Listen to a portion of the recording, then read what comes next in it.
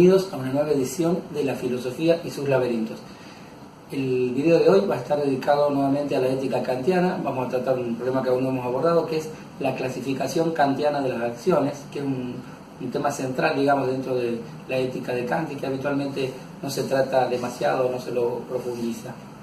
Básicamente lo que me refiero es cómo Kant clasifica las acciones desde el punto de vista moral y qué implicancias, digamos, éticas tiene esa clasificación a su vez, ¿no?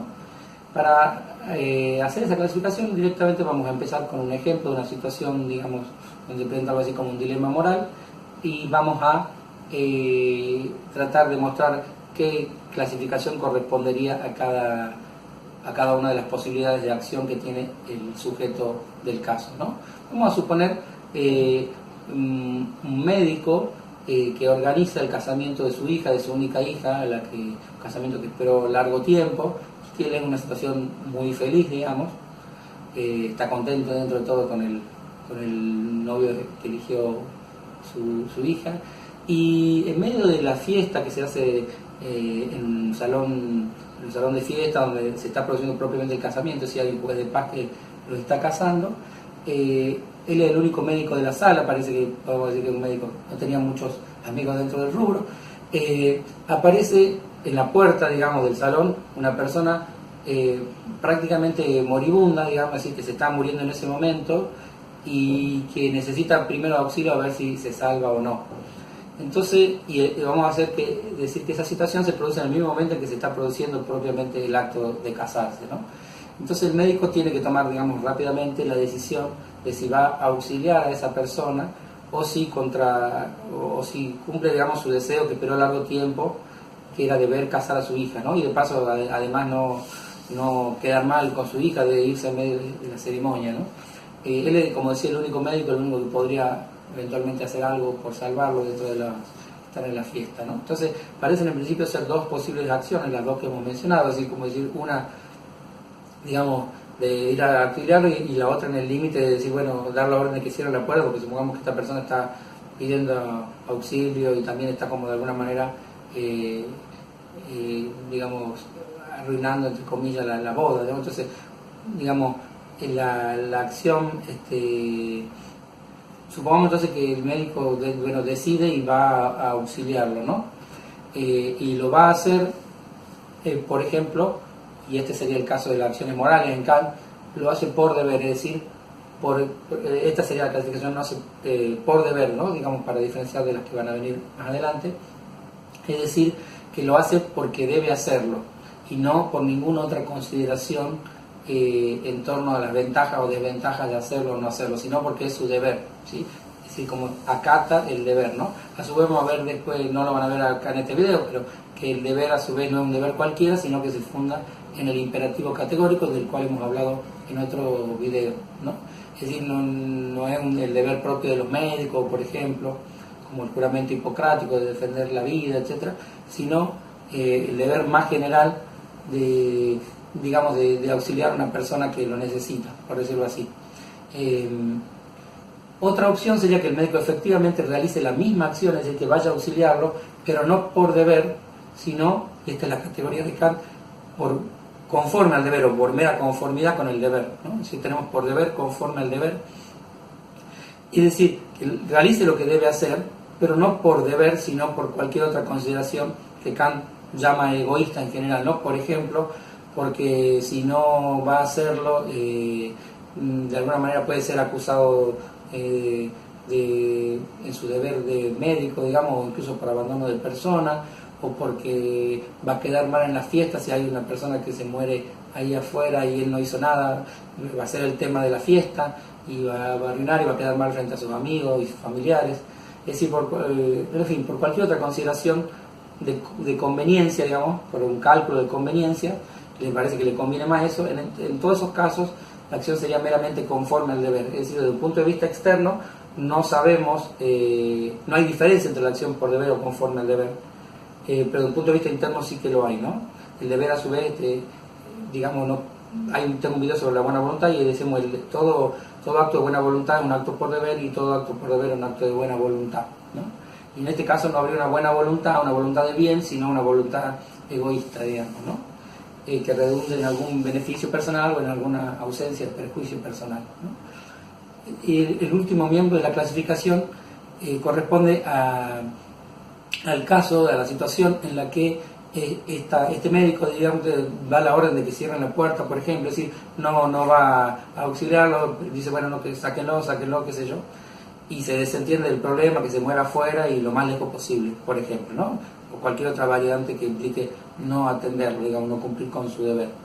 En ese caso, Kant clasifica esta acción como contraria al deber, ¿no? Es decir, hace lo contrario de lo que debe hacer o no cumple con su deber, ¿sí? Entonces, repitiendo, las acciones pueden ser o por deber, conforme al deber, o contrarias al deber. La novedad que introduce Kant, porque esto si no pasaría por ser una mera clasificación, la novedad, digamos, de índole moral que introduce Kant en este sentido, es sostener que las acciones conformes al deber son tan carentes de valor moral como las acciones contrarias al deber. Es decir, que si una persona hace lo que debe hacer pero por razones egoístas, de conveniencia, igualmente está totalmente ajeno al terreno de la moral. Y para sostener esto, digamos, bueno, y dicho sea de paso, y agrega que estas acciones, las acciones conformes al deber, pueden ser dignas de alabanza, digamos, como digamos desde el punto de vista político, social, como para que hay gente que quizás no actuaría nunca por deber y bueno, para que tenga algún incentivo para hacerla, pero no son, y puede ser, digamos, entre comillas, aplaudidas, pero no aplaudidas en sentido moral, porque no tienen ningún valor moral. Para sostener esta tesis, digamos, utiliza como una analogía que en realidad no la desarrolla con ejemplos. Yo voy a tratar de inventar un ejemplo para facilitar esto, y es que tanto una acción conforme al deber como una acción contraria al deber se basan y están inspiradas en inclinaciones. Kant llama inclinaciones, que es un concepto central de su ética, a todo el conjunto de necesidades, deseos, conveniencias, etcétera, que movilizan a una persona y que carecen de valor moral, ¿no? Realmente tiene una índole sentimental, en el sentido de, bueno, por ejemplo, padecer hambre sería una necesidad, pero también es una inclinación, en tanto que es una necesidad meramente egoísta, en el sentido amplio de egoísmo que está manejando acá Kant, ¿no? Lo mismo que, no sé, desear ser amado, etcétera, son todo tipo de deseos o necesidades que forman parte de las inclinaciones y que en algunos contextos no tienen nada de malo, digamos, y en otros contextos sí, porque si se podía actuar por deber, había que hacerlo por deber desde el punto de vista moral, ¿no? Bueno, en definitiva, lo que sostiene Kant para defender el punto que había mencionado es que las acciones que se hacen por inclinación, que tanto las acciones conforme al deber como contrarias al deber se hacen por inclinación, y que una misma inclinación puede a veces, circunstancialmente, dependiendo de los casos, producir una acción conforme al deber que no estaría tan mal, digamos, en cierto sentido, como una acción contraria al deber. Supongamos el deseo de ser reconocido por sus pares, digamos, puede hacer que en muchos casos la persona realice acciones, por ejemplo, no sé, donar dinero para una causa justa, digamos, ¿sí? Pero hacerlo porque espera ese reconocimiento de los pares, ¿no? Ahora, ese mismo reconocimiento, si la persona está, esa misma inclinación, digamos, ese mismo deseo, si la persona se encuentra si su grupo de pares, por ejemplo, él es un empresario, son todos empresarios inescrupulosos, donde están viendo a ver quién, digamos, jactándose de quién logró despedir más gente sin pagar indemnización, o producir peores condiciones de trabajo y favorables a la empresa, económicamente hablando, y la persona entonces digamos, se esfuerzan por ser cada vez peores, digamos, como empresarios para ganar prestigio dentro de ese grupo. Digamos, supongamos no sé, en la versión de ficción del señor Burns, de los Simpsons, digamos, junto con otros empresarios, están jactándose cuán poco impuestos pagaron, etcétera. Bueno, en esa situación, la misma inclinación, el ser, digamos, reconocido por sus pares o tener algún prestigio entre pares, puede producir una situación conforme al deber o contraria al deber, ¿no? De modo que no es confiable, las inclinaciones nunca son confiables como fuente de acción moral, y para Kant no son fuente de acción moral, ¿no? Es decir, si una acción es inspirada por alguna inclinación cualquiera sea, no es moral. Esa acción no es moral, ¿no? Sea que traiga consecuencias sociales positivas o negativas. Esa es una afirmación bastante fuerte y deja muy reducido el campo de las acciones que realmente son morales, ¿no? Que el mismo Kant reconoce en otro ámbito, digamos, que pueden que son mínimos, incluso la posibilidad, que no creo que él haya creído eso, de que nunca se haya producido una acción realmente por deber, es decir, una acción que realices solo por cumplir el imperativo categórico, ¿no? De modo que el espacio de la moral es un espacio reducido y no es un espacio que permite explicar la mayoría de las acciones humanas, ¿no? Aprovecho para agregar un pequeño comentario personal sobre esto, y es que la ética de Kant, al ocuparse del bien, digamos, y más que del bien, digamos, de la corrección de las acciones, de cuando una acción es correcta, o cuando una acción es, digamos, una visión más bien deontológica de las acciones que hablar del bien, pero ocuparse, digamos, del lado de lo bueno, descuida un poco las motivaciones malas, ¿no? Es decir,